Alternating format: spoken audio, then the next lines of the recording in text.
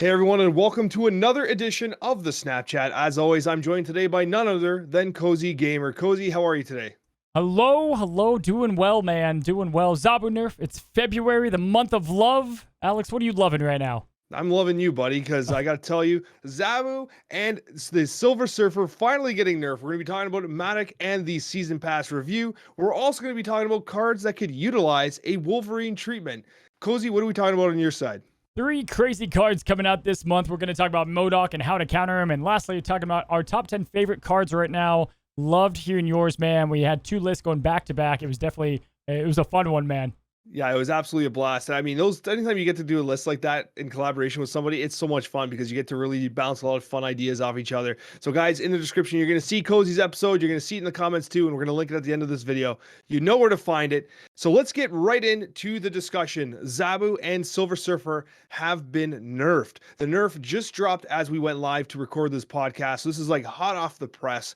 And Cozy, I got to be honest with you, although we kind of had an inclination that these nerfs were coming, I'm actually so relieved that they actually came, and they came sooner than later, because I don't know about you, I was getting pretty sick of not only playing Zabu, but playing against Zabu, because it felt kind of necessary.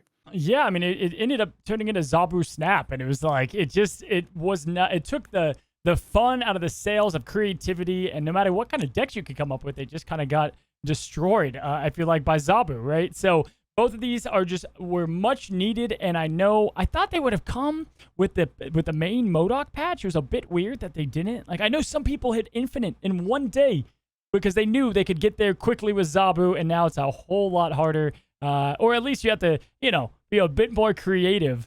But man, I'm very happy that these two cards got nerfed because in theory it's buffing all the other cards in a sense, Yeah, and I think that one of the major things to consider here is that these cards were overperforming, but for different reasons. And we got to give the development team credit because they did a great job actually breaking down why they chose to nerf these cards the way they did. So in the case of Zabu, it was not just Zabu as an individual card, right?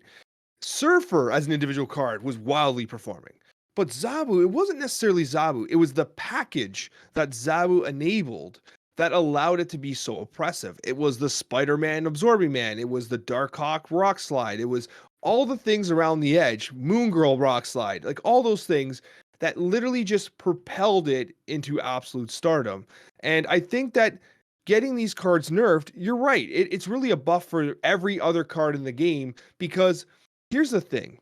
When you're a sweaty gamer and you want to gain rank, like me, like you maybe, when you have a card that gives you a legitimate objective advantage, you got to play that card. Because if you're not playing that card, then what are you doing? You're not trying to rank if you're not playing Zabu when it's the most broken card in the game. So yes, nerfing was absolutely necessary, and I'm glad they did. But Cozy, do you think it was enough? Yeah, I think it's good. I think time will tell. They said that they tested, obviously in their servers before they released it to see if it did enough, and I feel like that, maybe that's why it got delayed to see if it did enough adjustment. I know we both wanted to see it at a 4 cost. I don't know if that would have been enough for Zabu. Because for me, snapping should be such a scary thing to do at times, right? And Zabu just made it easy. Like, if you have him, you snap. It's that easy. And so I'm glad that's gone.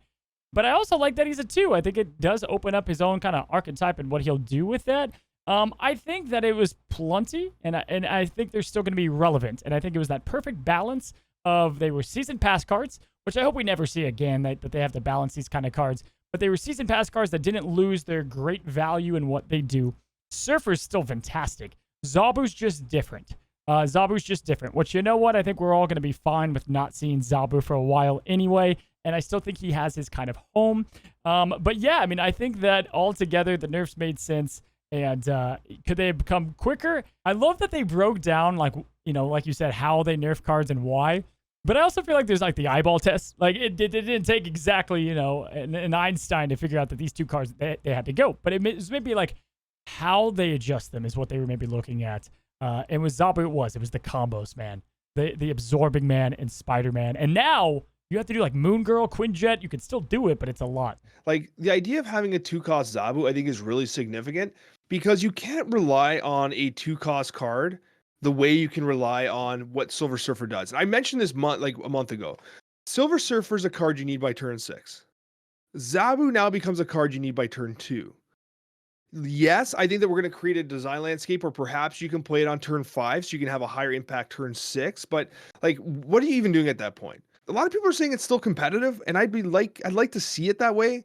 I think this was a pretty heavy nerf. Like it feels like it doesn't feel like the same card. I think it's still competitive. I think it's just it's its own archetype now, right? Like that's kind of what it is. It's its own archetype and it has its own feel. And I think they did good because a lot of these 4-cost cards relied on it, right? Like in turn, if you mess up Zabu, you screw a lot of these guys that, it's kind of fun to get them back into play.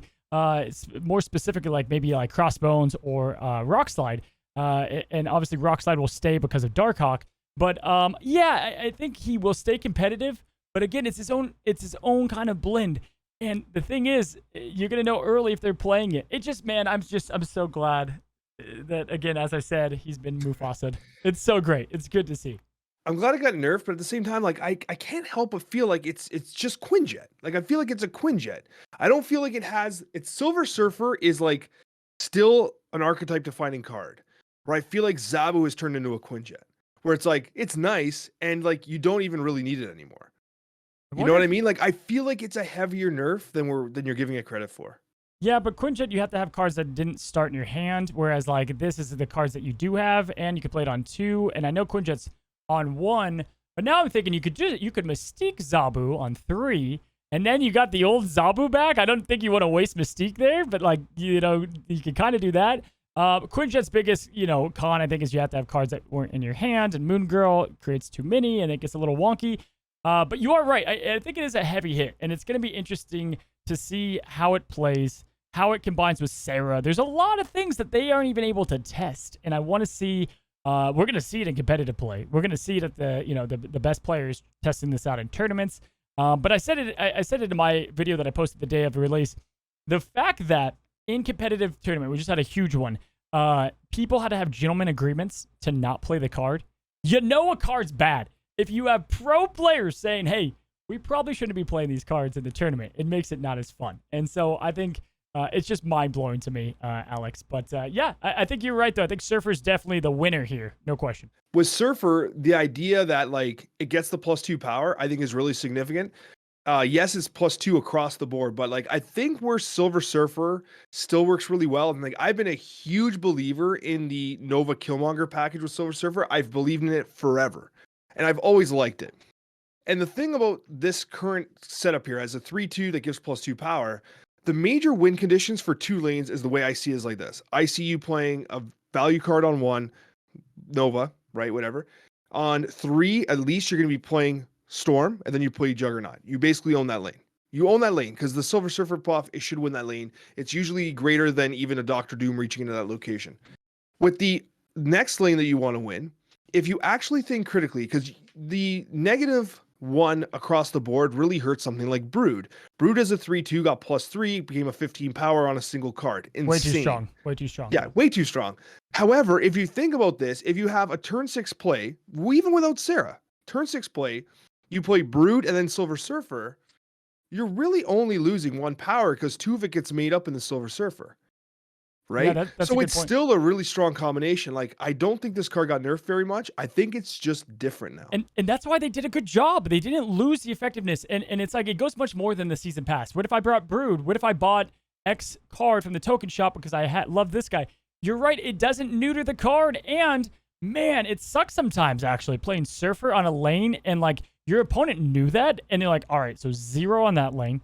Don't even have to worry about that lane of any power increase. And now the 2 keeps them on their toes. And this game is so divided on small power. So I think that the 2 is going to feel good.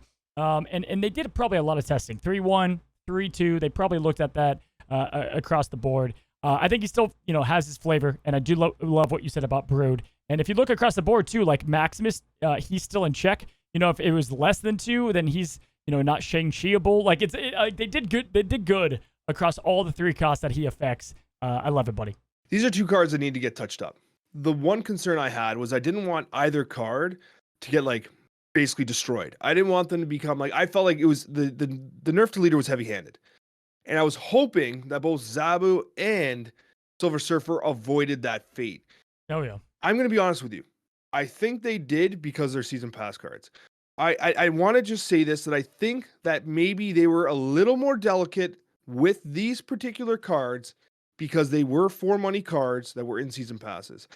But also, I feel like the development team was in a damned if you do, damned if you don't situation where there was no way they could make the best call that pleased everybody. Because what do? Do you not nerf the cards and basically, just dismantle the gameplay integrity where everyone's just playing Zabu nonstop? Or do you, let people basically run them for free to play for a while once you release them through the token shop? Or do you nerf them as soon as they become free to play? Like, what do you do? You got to nerf them basically before people start spending too many tokens on them. They chose the right path, no question. I said it last time. I picked gameplay all day. Ultimately, you lose more players if a game's stale and has one meta type or whatever. And again, I said it on mine. It's bold. I get it. But guys, if you bought these cards because you wanted to dominate with Zabu, easy clap snap, sorry. I don't know what to say. I want a card game that's balanced, and you still got it. You still got your money's worth. There's still great cards. You got early access, and you probably dominated for a while with the 2 cards. Don't forget that, right? So I do think that they did a good job. I think they did a good job. They obviously learned lessons because I think like MODOK is extremely well balanced. It does its job. It's not overbearing. It has great synergies. It can win games, but it doesn't feel like you have to buy this card to be relevant in the meta, which is not what you could say for Zabu or Silver Surfer. Yep, it was the Spider-Man Miles Morales, the Black Panther. I love it. And I go back to, I love archetype season passes. I think it's just fun. It gives that life to discard. Again, he was only designed for killing, and he ends up helping out discard a ton in weird ways, in ways that we didn't really, like, we thought about Hela and whatnot, but he just adds that extra option. Now, I do think that, I want to continue to see more cards that benefit off either discard or destroy and these kind of things, not just doing the action themselves. But MODOK, man, efficient stat line, 5'8". We're going to do the season pass review right now, but I got to start with, man, I don't know if it's veneers, man, S-tier dentist across the board. No question, man. Look at that smile. It's a great card. And as I said, the thing I love about it is that it activates. You're so fixated on the art all the time. You love his veneers. The teeth, man. Okay, go ahead. They're big teeth. But it's a big card. Look how big his face is. What do you expect? I don't know what to even say to this. They're like really good looking teeth. Okay, I digress. Go ahead. Do you guys remember that like old school animation with the Christmas with the elf that only wants to be a dentist? Yeah, of course. Rudolph? Do you think MODOK goes to the North Pole to get his teeth done? Talking about Rudolph the reindeer? Of course, man. Maybe. Yeah, he could be a good elf. MODOK looks like he's from the island of Misfit Toys. He does. Alex, season pass review 1 through 10. What are you thinking? They changed free to play to get the variant back, baby. We got our variants. I don't say we because I do pay for it, but the free to play got their variant back in the season pass. Huge props there. They took away a title. Alex, what do you give it as a 1 through 10 with MODOK included? I want to give it an 8. I think it's good. I think it's very good. My favorite thing is that they got rid of the Marvel Snap logo on the card back, which drives me nuts. Can you please update the Galaxy one to get rid of the Marvel Snap logo? You know why they did it before? So the Marvel Snap logo was only on the free-to-play ones, and the paid ones didn't have the logo. Of course. Oh, yeah, for sure. And they did that well, too, because they added the Infinite card back, right, of like the golden touch. And then right? And then they now, which was our biggest complaint, I think we even brought it up. We were like, why the heck is there, why is there a logo on this card? There's no need, because it was like a beautiful like jungle card. Like it looked really, really good. And then they jacked it up by doing some weird logo. They added a title, but this for a free card back, man, sign me up. I think it looks great. I think it looks awesome. And the value's still there for the resources too, man. It's $30 plus of value. One thing I'll say though, and I mean, you might disagree and feel free to, I still think if I'm paying for a season pass, I should get a little more. The free season pass is a great value just for playing the game. The paid season pass can sometimes feel like, you know what, man, I'm giving you like $20 Canadian a month. Can you please give me something just a little more? Like, it is a value proposition. I think the math is like, it's like $10 American worth of gold. You get about $15 worth. So you get a little bit more, but like, I feel like they could sweeten the pot a little bit. Why, Seconded, are we being so stingy with the currency? Why are we so stingy with the currency? Now, obviously, I'm not a game dev. They're like, come on, Alex. Obviously, there's a reason why, but like, give us just a little more. Is it so much? If I'm buying the season pass every damn month, can't you just give me a little more? I'm giving you money, please. A little more? I agree with a little more in the season caches. Like these are fine or whatever. These should be much better than they are. Like I get it, because then like you're rewarding the players for like grinding, right? Like you're rewarding the player from like doing more in the game. Like this, I feel like is all. I always want more. I mean, don't get me wrong. But the season caches is like a good middle ground. For sure. But yeah, man, I think that the resources are decent, and you know what I love is they're not just doing control copy, control paste, right? You know, like they're listening. They listen to feedback. We called them out on this, and you know, oftentimes you're like, well, good, you fixed it. Well, I'm glad they did, because it was BS. They took the variant and gave you a title, man. I mean, like the title was such a slap in the face. The thing I love about this too is that like you bring up the caches, and I believe that that's on the long range plans. That's on their development roadmap, right? They do want to improve it. We kind of joked about like, how hard can it be? Just give us more stuff. But they clearly have some intentions to make some legitimate changes to this battle pass, which I think is good, because listen, if this battle pass is better, more people buy it. Company makes more money, game gets more resources, better game. Yep, I agreed 100%. And I think the reason I like the whole MODOK thing and as well, and like specific, is like you don't have to feel as bad as missing too. Like, oh, I hate discard. Like I don't want anything to do with it. Whereas Zabu and Surfer, man, talk about FOMO. You got like these two cards that were so drastic, which I do think they need to have plug and playable cards. But MODOK is like miles. You don't have to feel terrible for not getting them. You can wait for that token drop. You can wait for him to go down. And he's a nice complement to an already, decent archetype as a whole. So yeah, I give it you said an 8. Yeah, I think an 8. I think an 8's good. I think an 8 because they adjusted stuff. I give it an extra point there. Do you like MODOK better than Black Panther? Yes. Yeah. No question. Listen, I think if we go back in time, didn't I give Black Panther like a 4 out of 10 and you were blown away? When was the last time you saw Black Panther? In my decks, man. What do you You know when the last time I saw Black Panther was? On Disney Plus. Good movie. Great movie. It is. It's a great movie, actually. It's one of the best ones. The card needs some love, though. I got to tell you. The card needs some man. love. But then the Arnim Zola interaction. What I like about him is we said this before. You can play him on turn 6. Whereas Black Panther, like you got to play him before that. Obviously, if you're going to do anything with him. I like cards that can be used in multi different turns. I also think, and again, I'm obsessed with the art. This looks like a vacuum. I don't know. It looks a bit odd to me. The variant. I actually don't like this one. This is one of the variants I'm not a huge fan of. Yeah, I mean, it's tough to make this guy look good. True. Let's say that. But I think we peaked with the Flaviano Infinite. How do you? Dude, those variants were so good. Like the collector. That was the peak so far. Oh yeah, without question, dude. Without question. So yep, season pass looks good to me, man, and definitely excited to continue to see what the season passes bring and what archetype we're gonna get next. Cross our fingers, it's the move archetype. Do you know that? Like, is that a leak, or do you just? Because I actually don't look at leaks. You're just guessing. Okay. Yeah. You always tend to have more information than me. I don't look at any of the leaks or anything because I like watching like the development update and being like surprised when I see stature and stuff. Yeah. Right. I typically don't do videos on them. I do videos on new cards and stuff just to talk about what they could do to the game and whatnot. But like I know the Zabu Surfer was leaked, and like what does that do? Making a video early. I want to see it confirmed, and especially because how big it is. Me personally, and I know it'll get covered a million times. Alex, cards that need the Wolverine treatment. Dude, Wolverine feels so good. I've been using Wolverine a ton since that, like better than I even thought he was the day it got buffed. What are your thoughts currently on Wolverine? So first of all, I love Wolverine. I was a hero, of course, but the thing I loved about the Wolverine buff was that it wasn't just a numerical buff. It was like a complete redefinition of what that card does.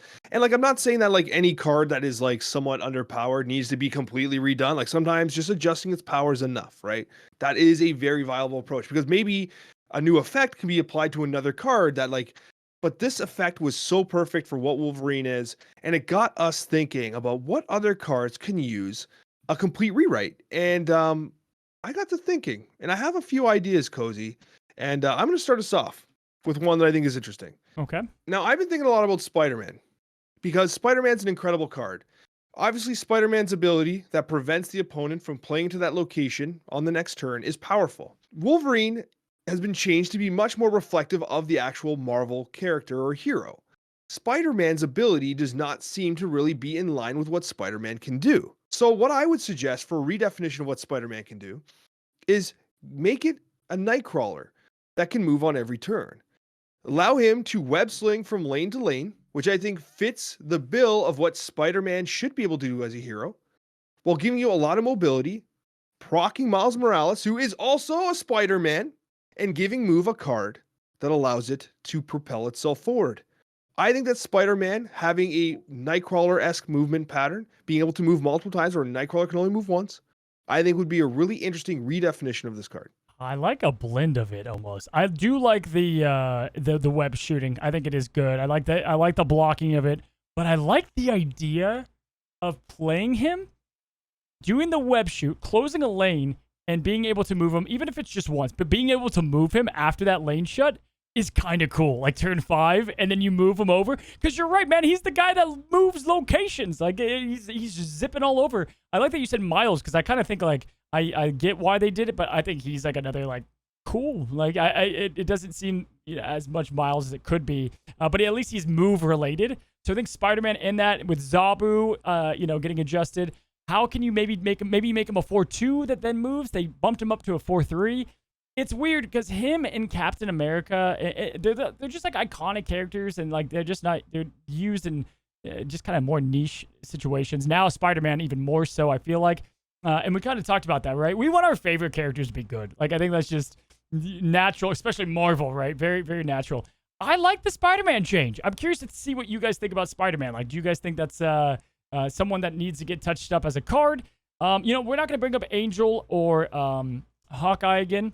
I think those are two candidates, but we did talk about them. They could definitely get that flavor retouch, Alex. There's one that I'm waiting for you to bring up. But one that we're going to talk about next that I think we've talked about before, honestly, but it was probably in our first couple of Snapchats, is Rhino. Rhino feels like Wolverine, where he's close to feeling like Rhino. He ruins the location. But how do you make it a bit more true to the character? That's what I'd like to see with Rhino. Is he one that would come to mind for you? Yeah, for sure. And I mean, you could even consider, like, I do like the idea of ruining a location, because like when you have Scarlet Witch, who like, really kind of like can screw you up a little bit. But I do think that Storm is without question better than Rhino. It's not the Scarlet Witch that like is better than Rhino. It's Storm, because Storm gives you a very consistent result that you can play off of, whereas Rhino gives you a consistent result that like really is just, who cares? You know what I mean? Outside of Cerebro, yeah, 100%. Who cares? Yeah, exactly. So what if Rhino was like a 4 cost that also closed the lane like Spider-Man did? What if it like the rubble went onto the other side and prevented them from playing in that lane? What if it was a mixture of the two? I like it. I do. Because yeah, you could do that. I was thinking like maybe a 5 cost that does like literally destroy the location completely, and it's more expensive, right? Like I don't know. But I do like the Rebel idea too. And should that be exclusive to Spider-Man? Like, I'm not sure. I think that could be a really unique flavor touch as well. Balancing is so tough, but all I know is they did it perfect for Wolverine. And I think they could do with more of these. Wolverine also didn't outclass Deadpool. And I think it's important to also not outclass other characters. But that's what is happening with Rhino. I think Scarlet and Storm do that to him. Alex, so Rhino's another one that I have. Do you have another one on top of your head? Cozy, would you be upset if I brought up another X-Men? The leader of the X-Men? Can we please talk about Cyclops? Yes. Cyclops is a 3/4, literally the best play animation in the game, right? Do you even know what the play animation is? Have you ever seen Cyclops be played before? Because no one plays Cyclops. It's amazing. It's amazing. So cool. Yeah. I guarantee there are viewers who have never seen Cyclops' beam because they just don't play the card. And there was a moment where Cyclops was working in Patriot and Surfer, right? There was a moment where that was a thing because he kind of meets both requirements. But listen, it's literally called Let's Move X-Men. That is literally the flavor text. Why can't we make it so that Cyclops, when you play, brings in a random X-Men? Much like Jubilee does, except it has to be an X-Men. It has to be one of the X-Men. I think that would work because there's so many different costs too, like Nightcrawler, but White Queen, but there's different costs of them too. I like that idea.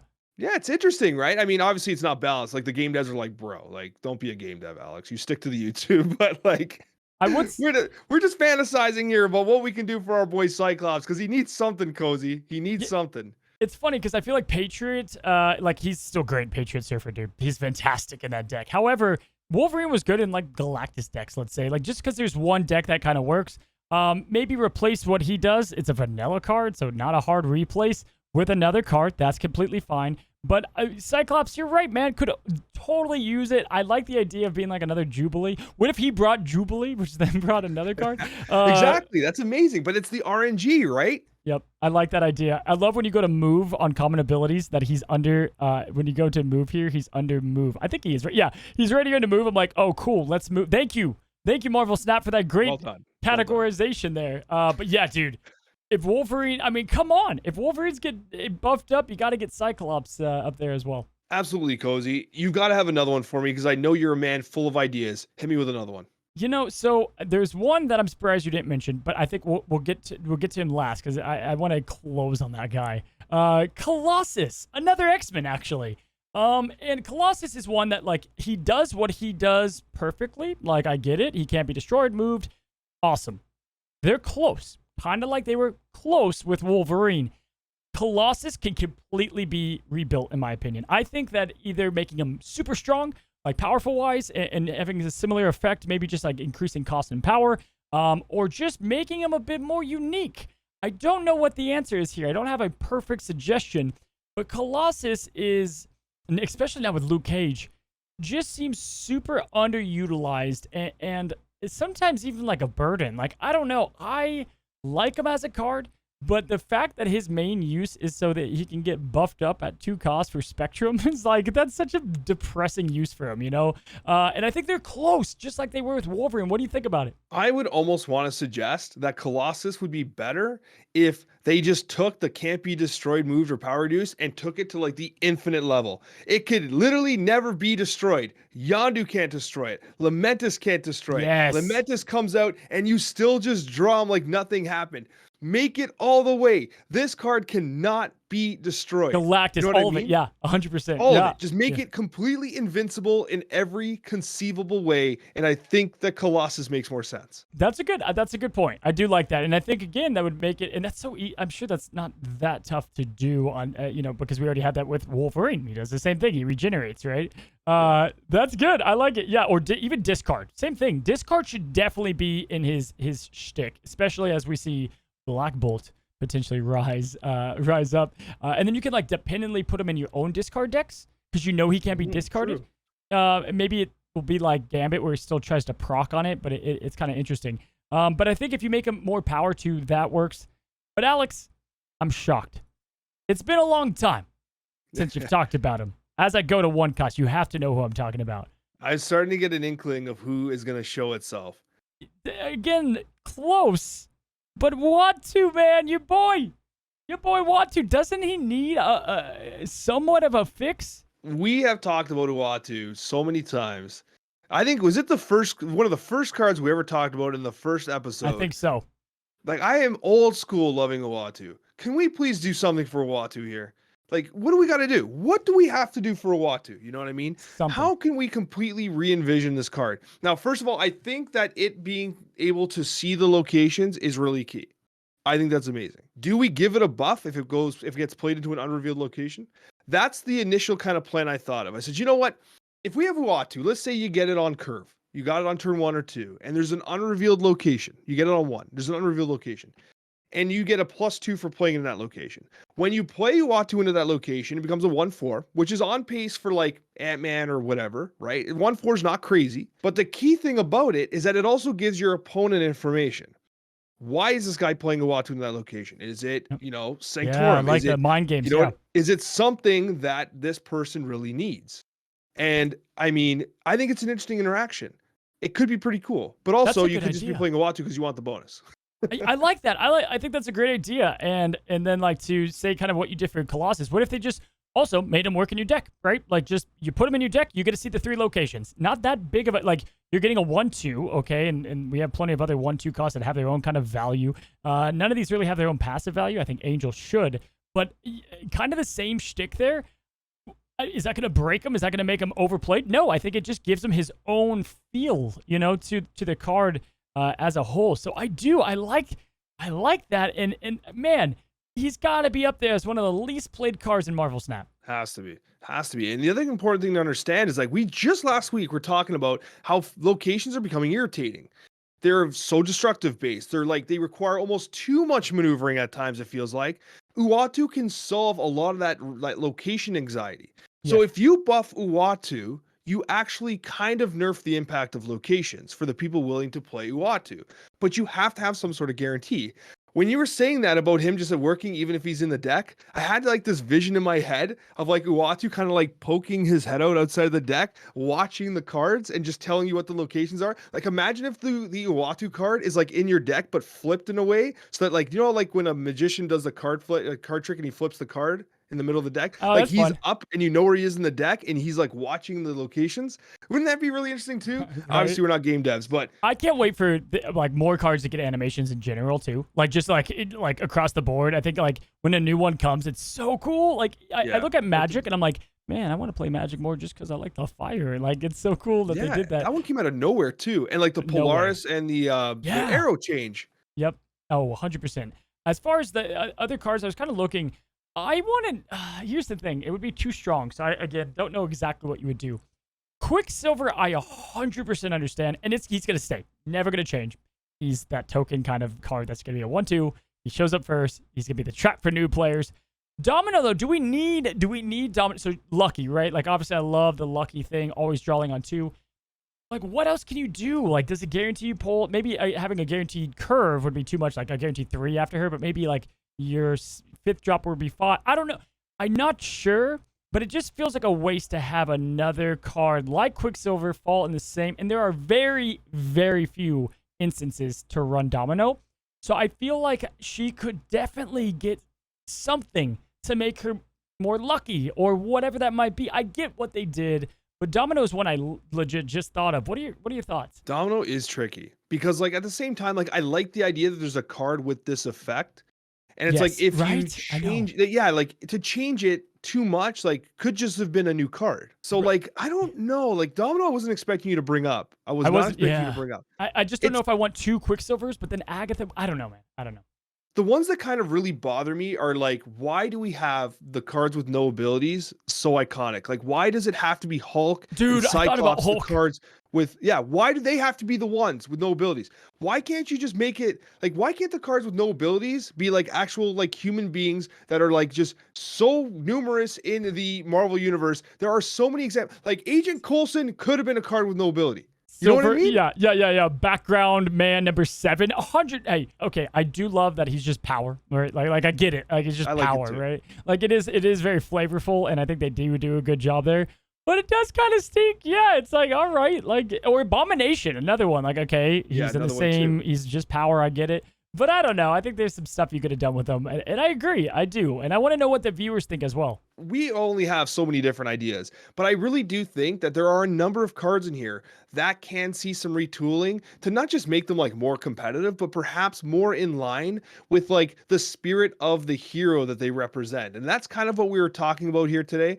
And we would love to hear your comments, honestly. And on that note, Cozy, I think it's time that we say thank you so much to everyone for supporting our content, for the reviews on all the podcast platforms. It means the world to us. Want to say thank you so much for watching both myself and Cozy's videos, because without you guys, as I say all the time, we're just 2 dudes talking about Marvel Snap. We are so fortunate to be surrounded by such wonderful people that support our content the way you guys do. Cozy, any closing thoughts? Dude, I love it. Thanks for saying that. And I went back and watched our one talking about like goals and stuff. That was still one of my favorite conversations. And I hope we can continue to evolve the Snapchat. And as we change it up or do things where we can talk about, more than 3 subjects, or we talk about not purely Marvel Snap. Maybe we introduce Marvel or whatever. As it grows, I appreciate you guys so much for just supporting it, and excited to do it every week. I tell you, it's one of my favorite things to do each week. It's absolutely my favorite. I've been on record saying that multiple times, and I'll say it until the very end. Cozy, thank you so much for joining us. And for all the viewers, linked right above us is the next episode for you to watch on Cozy's channel. It's an absolute doozy. The top 10 lists are one of my favorite things that we did in the most recent few episodes. So definitely check it out. Thank you guys so much for watching, and we'll see you on the next episode of the Snapchat.